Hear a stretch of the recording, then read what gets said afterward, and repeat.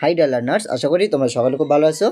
আমরা এর আগের ভিডিওতে ক্লাস 8 এর ক্লাউডস গল্পের কিছুটা আমরা পড়েছিলাম। সো আজকে আমরা তারপরের থেকে পড়বো। ওকে, আজকে আমরা ট্রাই করব আমাদের যতটুকু অংশ বাকি আছে পুরোটা কভার করার। ওকে, চলো আমরা শুরু করি। Refreshed, he looked around and old man sat on a wall by the Persian wheel. Okay, আমাদের প্রথম যে ওয়ার্ডটি আছে রিফ্রেশড, এর অর্থ হলো তরতাজা। ওকে, সো এটা একটা অ্যাডজেক্টিভ হিসেবে ব্যবহার হয়েছে। দেখে মনে হচ্ছে এটা ভার্ব, আসলে এটা ভার্ব নয়। ওকে, এটা হচ্ছে অ্যাডজেক্টিভ, মনে রাখবে। রিফ্রেশ মানে তরতাজা। লুকড অ্যারাউন্ড, লুকড অ্যারাউন্ড এটা আমাদের ভার্ব V2 অর্থাৎ past form.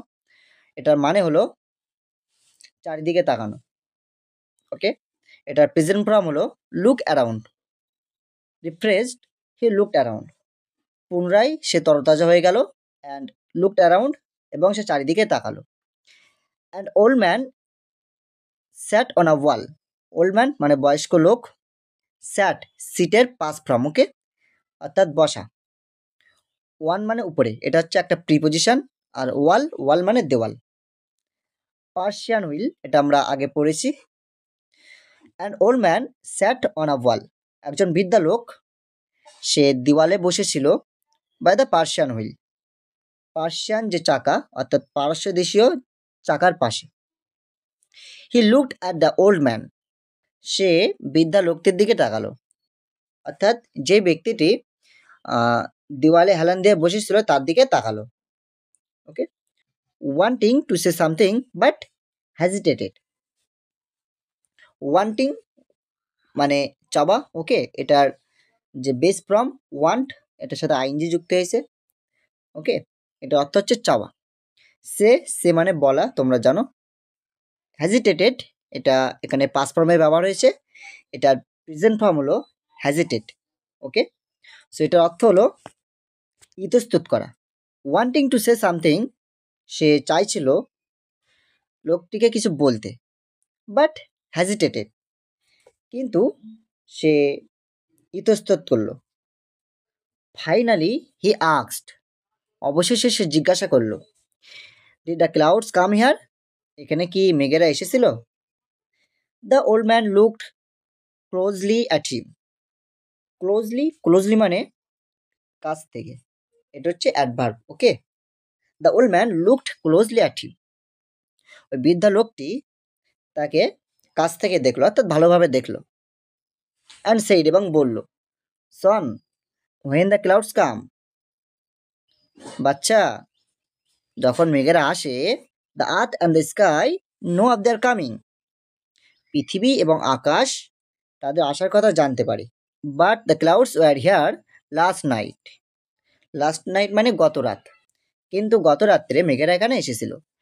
No one got to know, কিন্তু কেউই তা জানতে পারেনি। দ্য ওল্ড ম্যান সেইড, বৃদ্ধা লোকটি বলল, ইট is not enough for the clouds to come. Enough মানে যথেষ্ট। ওকে, এটা প্রোনাউন্সিয়েশনটা তোমরা ঠিক করে নেবে, এনআফ। ওকে, এনাফ মানে যথেষ্ট, এটা হচ্ছে এখানে অ্যাডজেক্টিভ হিসেবে ব্যবহার হয়েছে। It is not enough for the clouds to come, মেঘেদের জন্য শুধু আসাটাই যথেষ্ট নয়। I once lived in a place where it had not rained for 10 years. Lived এটা লিভের পাস্ট ফর্ম, অর্থাৎ বসবাস করা। প্লেস মানে জায়গা। ওকে, রেইনড মানে রেইন থেকে এসছে, রেইনের পাস্ট ফর্ম রেইনড অর্থাৎ বৃষ্টি দেওয়া। 10 ইয়ার্স অর্থাৎ 10 বছর। বলছে I once lived in a place, আমি এক জায়গায় বাস করতাম। হোয়ার সেখানে, it had not rain for 10 years, সেখানে টানা 10 বছর বৃষ্টি হয়নি। 10 ইয়ার্স 10 বছর। হি ওয়াজ ওপেন মাউথ, সে মুখ খুলল, অর্থাৎ সে হা হয়ে গেল। Okay, he sat there listening to his tales. Sat এটা আমি আগেই বলেছি, সিটের পাস্ট ফর্ম অর্থাৎ বসা। লিসেনিং, লিসেন থেকে এসছে, লিসেন হচ্ছে বেস ফর্ম অর্থাৎ শোনা।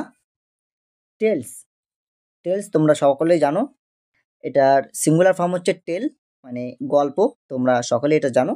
ওকে, he sat there listening to his tales, he sat there, সে সেখানে বসলো, লিসেনিং টু হিজ টেলস, তার গল্প শোনার জন্য বা গল্প শুনতে সে সেখানে বসলো।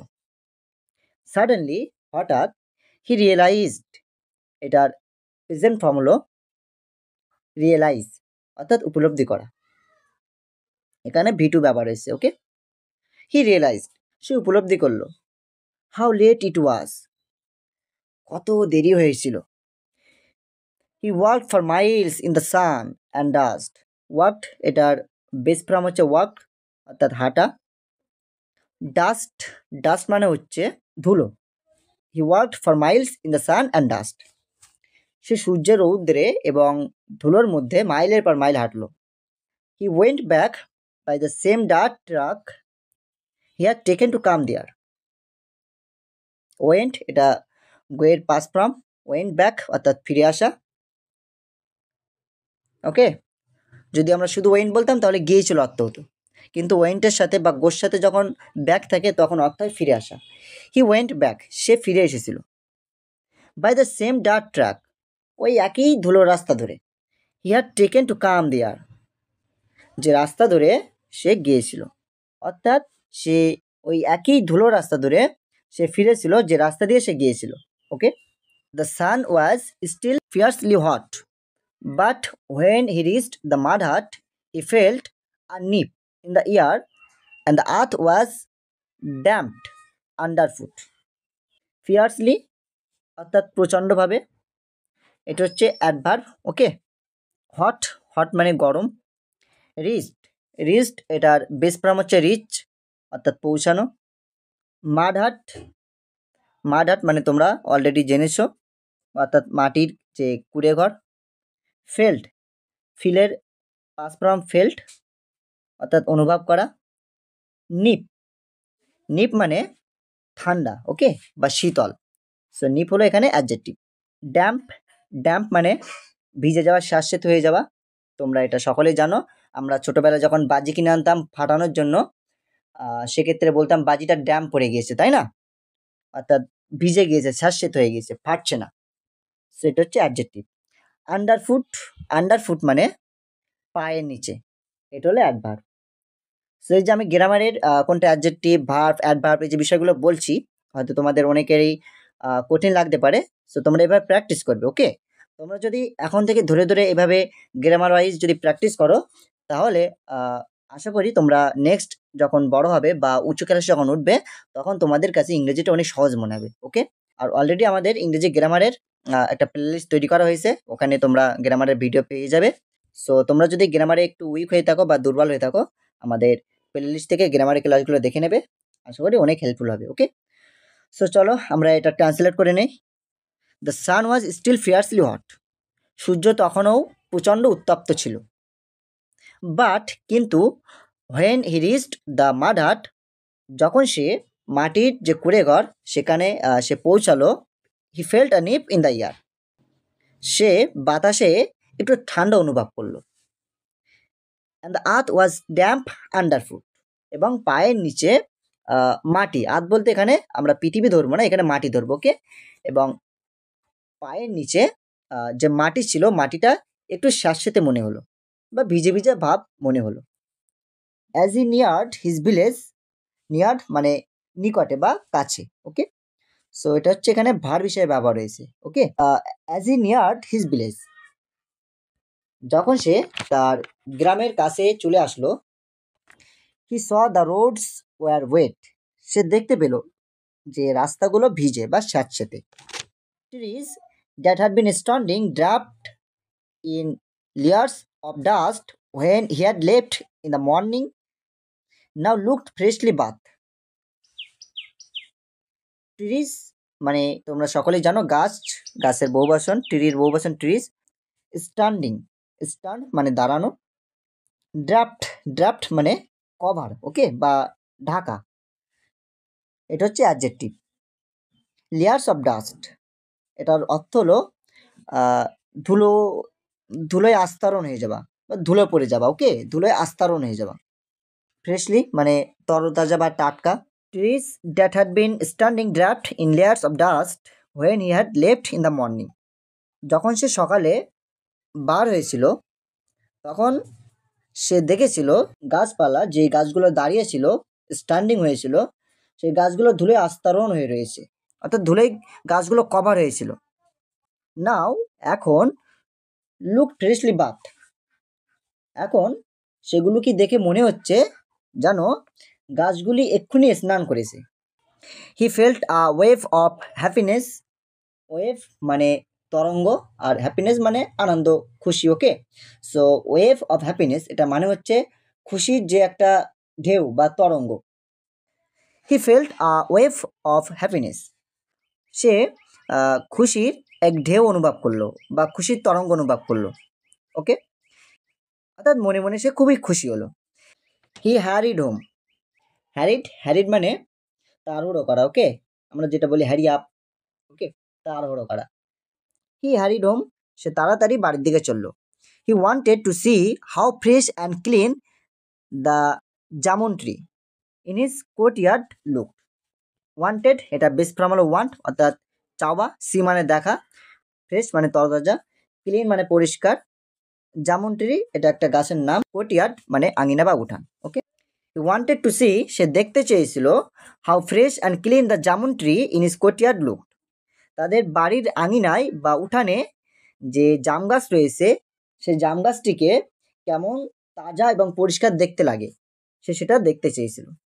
হোয়েন হি গট হোম, যখন সে বাড়ি পৌঁছালো, he saw that the rain had changed everything, সে দেখলো যে বৃষ্টি সব কিছুই পরিবর্তন করে দিয়েছে।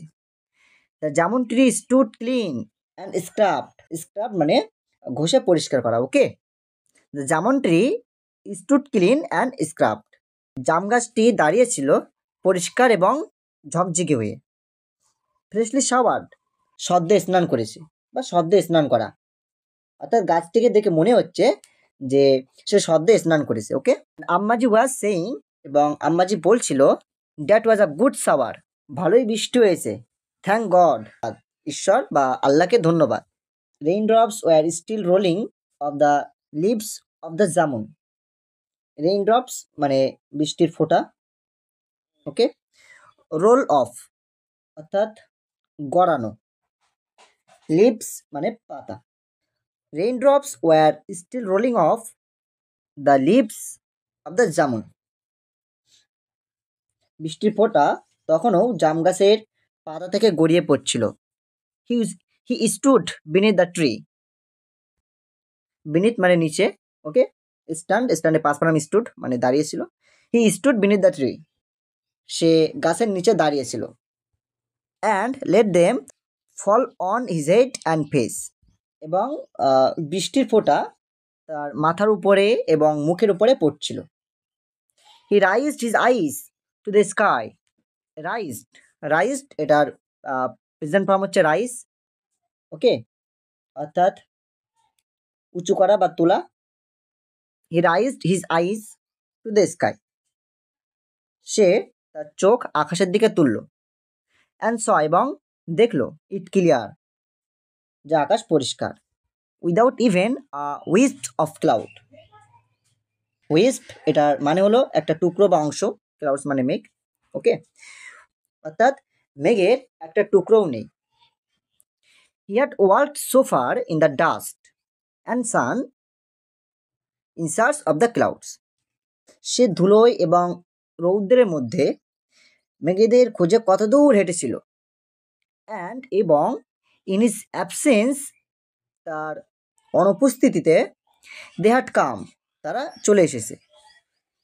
Shade their rain and gone away, shed মানে বর্ষণ করা, ঝরানো। শেড দেয়ার রেইন, মেঘেরা তাদের বৃষ্টি বর্ষণ করলো, অ্যান্ড গন অ্যাওয়ে এবং অনেক দূরে চলে গেল। ওকে, সো এই ছিল মূলত আজকের ক্লাসটি তোমাদের কেমন লাগলো কমেন্ট করে জানাবে। আর তোমাদের যদি ভিডিওটি ভালো লাগে অবশ্যই লাইক দিয়ে রাখবে, আর তোমরা বেশি বেশি করে বন্ধুদের কাছে শেয়ার করবে, যাতে করে তারাও ভিডিওগুলো দেখে উপকৃত হয়। ওকে, আর তোমরা যদি আমাদের চ্যানেলে নতুন হয়ে থাকো অবশ্যই আমাদের চ্যানেলটি সাবস্ক্রাইব করে রাখবে। তোমরা এখানে ইংরেজি ক্লাসের পাশাপাশি বাংলা, অঙ্ক এবং ক্লাস 9, 10 সমস্ত ক্লাসের ভিডিও তোমরা পেয়ে যাবে। শুধু একটু ধৈর্যের পরিচয় দাও এবং তোমরা আমাদের চ্যানেলটি সাবস্ক্রাইব করে রাখো। Thank you for watching this video. দেখাবে পরের ভিডিও।